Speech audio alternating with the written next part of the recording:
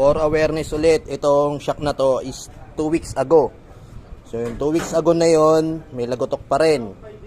Bagong palit, may lagotok pa rin. Sa madaling sabi, nagpalit ng shock kasi may lagotok. Pagkabit ng shock, may lagotok pa rin. So medyo nahihirapan ng hanapin yung pinaka problema dahil nga ito ay brand new na. So ayon sa findings natin, ito yung naging problema, bagamat bago. So sabi ko kay Sir, palitan natin ng shock, susugal lang kita, pag hindi nawala, wala kang babayaran. So pinalitan na nga namin ng bagong shock, nawala na.